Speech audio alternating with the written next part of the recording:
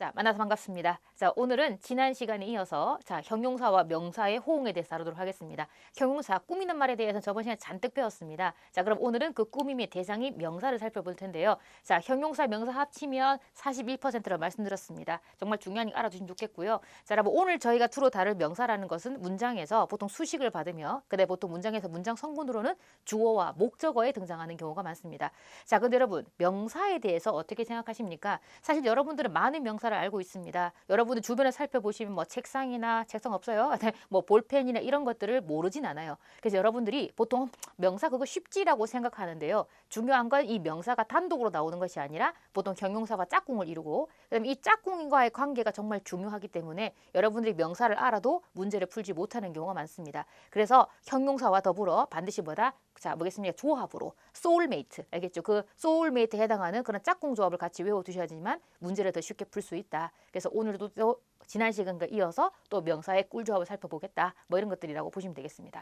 자, 그럼 여러분 보시면 자, 빈출되는 문장을 한번 살펴보도록 하겠습니다. 여기 보시면 대표적인 단어가 펑웨이라는 단어가 있습니다. 한자를 그러면 풍미인데요. 이 풍미 자체라고 하는 것 자체가 어떤 음식의 맛이라든지 아니면 어떤 분위기 같은 걸 나타내기도 합니다. 그럼 기본적으로 여기서 뭐가 나왔냐면 전통 펑웨이라고 해서 자, 중국의 전통 문화에 대한 지문이 많이 나온다고 한번 말씀드린 적이 있습니다. 그래서 자, 중국의 전통풍이 강하다 할 때 잘 나오는 편이 뭐다? 전통 펑웨이 나올 텐데요. 보통 이렇게 빈칸이 나오겠죠. 그래서 전통보다는 여기 뒷단어가 빈칸될 때가 많다. 선생님이랑 같이 똑같이 시험에 나온 단어에다 괄호 치고 그다음 뭐다 형광펜 그으면서 공부하시면 좋겠습니다. 여러분 여기 보시면 세 가지가 있습니다. 꽁샤오가 있고요. 꽁능 있고 찌능과 찌이가 있습니다. 이 세 개를 보통 학생들이 많이 헷갈려하는 부분인데요. 자, 선생님이 적은 거랑 같이 보시면 좋겠습니다. 반드시 해석을 여러분들 정하세요. 꽁샤오는 효능이라고 외우세요. 잘못 외워서 기능이라고 외우는 순간 이제 난리가 납니다. 그래서 꽁샤오는 효능인데 쉽게 외우는 방법 뒤에다가 능자를 붙여버리면 됩니다. 자, 그러면 꽁샤오, 샤오능 하게 되면 효능이 될 수 있겠죠. 그래서 보통 잘 나오는 게 뭐냐면 약의 효과. 이게 뚜렷한 효과도 앞에 언급되지 않지만 일반적으로 또 약이 나올 때가 많습니다. 그래서 얘는 약이랑 보통 잘 다니니까 꼭 기억해 두시고요. 혼자 외우면 안 외워지니까 우리가 알고 있는 효능이란 단어 같이 한 번 더 붙여서 외워두면 좋겠습니다. 자,功능이라고 들어가게 되면 얘는 기능이 많습니다. 근데 일반적으로 뭐가 나오냐면 여기서 선생님이 대표적인 걸 적었거든요. 기계의 기능이라고 보통 많이 나옵니다. 그래서 지치더功능이라고 했을 때 이렇게 빈칸 잘 나온다. 그래서 얘는 기능이다. 근데 보통 기계다. 그래서 여기서는 뭐다? 약의 효과다. 기억하면 좋겠습니다. 자, 밑에 있는 지능을 조심하셔야 돼요. 왜냐하면 이 지능을 한자를 읽으면 기능입니다. 그럼 여러분 생각할 때 얘랑 무척 헷갈리거든요. 기계의 기능이랑 헷갈리는데요. 여러분 밑에 있는 지능 보시면 왼쪽에 손 숫자가 있습니다. 그리고 오른쪽에 이렇게 지자라는 글자가 있는데요. 이 지능은 왼쪽에 손 숫자만 생각하신다면 사람의 손재주나 사람의 솜씨에 대한 거예요. 그래서 기계 아니고요. 이게 들어가면 인간이 떠올라야 됩니다. 그래서 지능이나 지이 하게 되면 사람의 솜씨라고 생각하면 되겠습니다.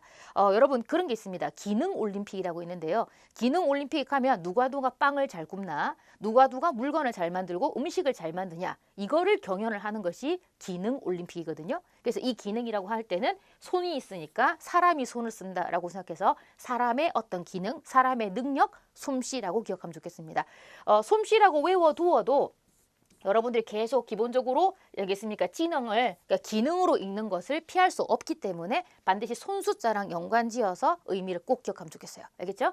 자, 그 다음에 여러분 밑에 단어 생각보다 잘 안 외워집니다. 사실은 꽝자가 나오는 글자 여러 가지가 있는데 학생들 제일 많이 어려워하는 것이 이 꽝망이더라고요. 꽝망 일종의 섬광 같은 건데 여러분 예를 들면 이게 창 이렇게 문이 이렇게 있으면 문틈 사이로 비춰지는 이렇게 이런 빛이라든지 아니면 해가 뜨게 되면 해 바깥으로 뜰 수 있는 이런 빛들 아시죠? 이렇게 사방으로 펼쳐지는 이런 빛들 이런 것들은 뭐라고 한다? 꽝망이라고 합니다. 그냥 모든 걸 빛이라고 하니까 안 외워지는 거죠. 얘는 반드시 좀 형상화 시키면 좋겠고요. 이렇게 오히려 여러분 이렇게 틈새로 비추는 빛이 더 눈이 부실 수 있습니다. 쨍 하는 것보다도요. 중요한 건 뭐냐면 야오이엔이라고 해서 꽝망 하시면 눈부신 알겠습니다. 눈부신 빛이라고 기억하면 좋겠는데 그냥 기억하지 마시고 이런 느낌 알겠죠? 이렇게 보통 기억해 두시면 좋겠습니다. 됐죠? 자, 그다음 가겠습니다. 제조 나왔습니다. 제조는 리듬이죠. 당연히 음악의 리듬을 다룰 수 있긴 하겠지만 이제 현대인의 삶을 얘기할 때 나오는 생활의 리듬 알겠죠? 생활 제조 이런 것들 기억하면 좋겠습니다. 물론 음악도 기억하시고요. 두 번째는 쾅지아가 있는데요. 여러분 쾅이란 글자에 나무 목자 있고요. 자, 지하에도 나무 목자가 있습니다. 이게 틀이고 프레임입니다. 그래서 틀이고 프레임인데 시험에 잘 나오는 것은 어떤 장문의 틀과 프레임. 그다음에 制定, 자,框架라는 것은 어떤 내 계획에서의 커다란 틀을 짠다고 생각하시면 되겠습니다. 기본적으로 틀입니다. 그래서 구체적으로 들어가지 않았지만 대충 이런 거 하려고 1번, 2번, 3번 이 정도 하려고 하는 것이框架가 되는 거고, 그래서 계획의 틀 같은 거 짤 때는 制定框架, 그다음에 장문의 틀 쓸 때도 框架쓸 수 있는데요. 이 단어 꼭 한 번 더 기억해 주시면 좋겠습니다. 됐죠? 조심할 건 쾅만 쓰기도 하고 지아만 쓰기도 하는 거니까 꼭 한 번 더 기억해 주시기 바랍니다. 자, 여러분 밍미 나왔습니다. 왜냐하면 중국에 유명한 사람도 많이 나올 거고요. 중국에 유명한 어떤 관광지 이런 거 나올 겁니다. 그러면 명예라고 나올 때 관광지는 좀 그렇겠다. 유명한 사람들 나올 때 명예가 나온다라면 이 글자요. 쌍요 5급에도 나오죠. 누리다 라는 뜻인데 어떤 명예를 누리다. 유명해지면 나한테 다가오는 것들 있죠. 내가 특권 같은 걸 가진 생기는 거. 그런 거를 쌍요, 자, 밍위라고 하고요. 자, 여러분 이거 좀 독특하죠. 요순하게 되면 손상됨이 있다라는 뜻인데 명예에 손상됨이 있다. 이건 지각이고요. 외울 때는 명예에 손해를 손상을 시키다. 명예를 손상시키다라는 의미로 쓸 수 있다는 것도 기억하면 좋겠습니다. 여러분 이거 진짜 어렵습니다. 치실.